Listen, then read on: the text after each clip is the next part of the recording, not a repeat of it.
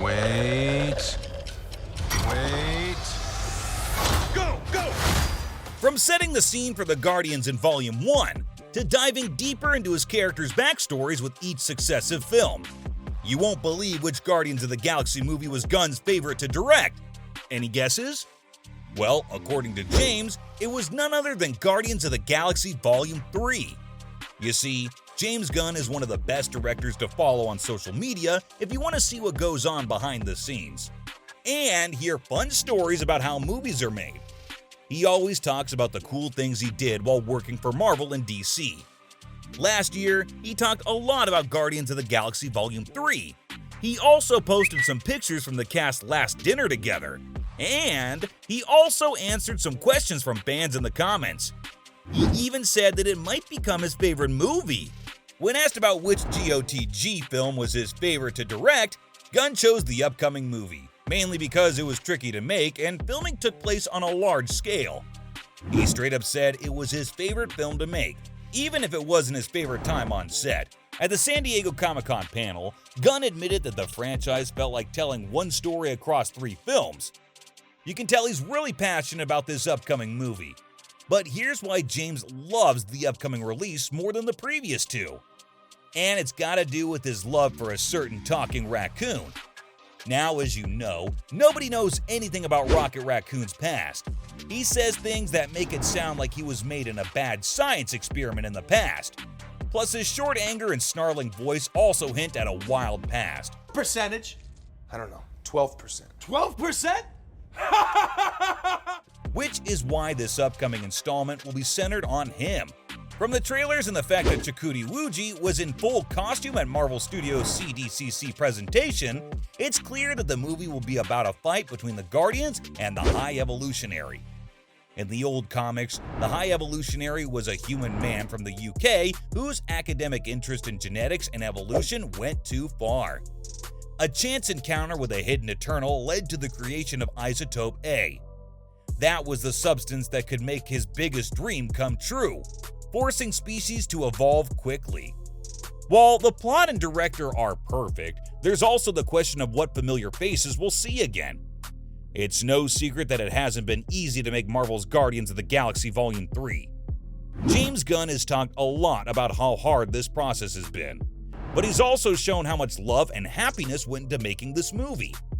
The making of Volume 3 got off to a rough start when Marvel temporarily fired James Gunn over a Twitter fight.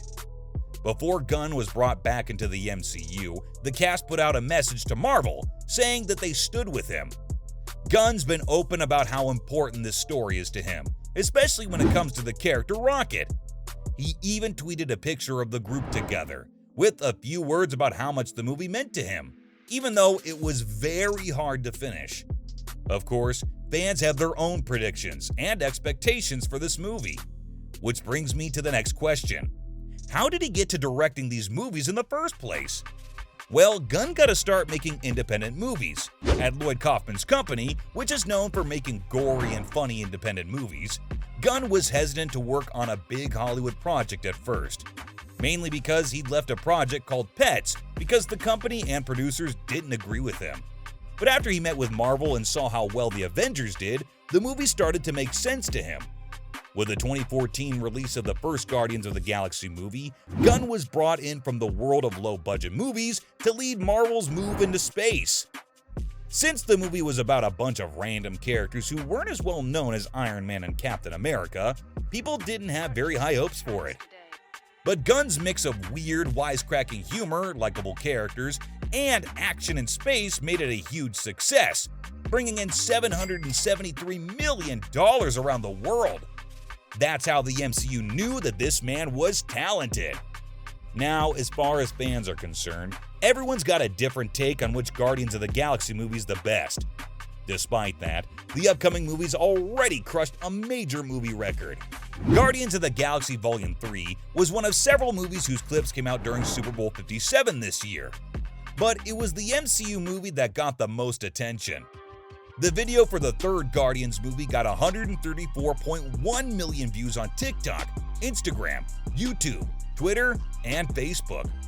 Relish Mix added up the numbers and also found that this is the first time since before the pandemic that a Super Bowl video's been seen more than 100 million times on social media in 24 hours. The spot's also the Super Bowl movie trailer that gets the most views after the game. You can tell that everyone's looking forward to this movie. The first two movies did very well at the box office and have a strong fan base already. The tomato meter and the audience score for the first movie both gave it a score of 92%. And the second one wasn't too far behind, with a tomato meter score of 85% and an audience score of 87%. Volume 3 is likely to be the last book in the trilogy, which will give fans a feeling of closure. But based on these ratings, it looks like most people seem to like the first movie much more. Now, if I'm being honest, the second Guardians of the Galaxy movie is fun, but the first one was new and exciting because it showed a strange new world and even stranger people. Every frame was full of wonder and optical awe. It's a space opera dream that makes you wonder what it'd be like to live there. Then there's Groot. James Gunn makes it clear that these three words mean something very different once you get to know the talking lumberyard. In the end, when it seems like all's lost and the odds are against our heroes, Groot says his now familiar line.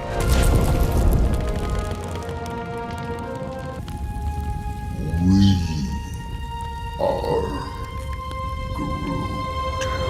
And you start to see the complexities in what seems like a simple line. The best part about this movie, though, is the way it makes the genre super lighthearted. The first Guardians of the Galaxy movie had great humor. Sure, Tony Stark can crack jokes as his fate as a metal suit of armor sealed. Even Loki, the bad guy, can throw a joke or two at his Avengers foe. But Guardians of the Galaxy is a real comedy. Gunn and his co-screenwriter Nicole Perlman put as much wit and screwball humor as they could into their otherwise standard space story. Between Rocket Raccoon's constant put-downs, Drax's careful misunderstandings, and Peter Quill's clueless pride, there are enough jokes here to satisfy a dozen standard comedy writers. When you laugh and drop your jaw on this movie, your jaw gets a big league workout. Some even think it might be the most important movie ever made by Marvel Studios. It was revolutionary for its time, because it managed to introduce an entirely new cast of superheroes, each stranger than the next, and still came out on top. Still, we haven't seen Volume 3 yet, and based on what Gunn said and the trailer reactions alone, this might be the best movie yet. That's all for which Guardians of the Galaxy movie was James Gunn's favorite to direct.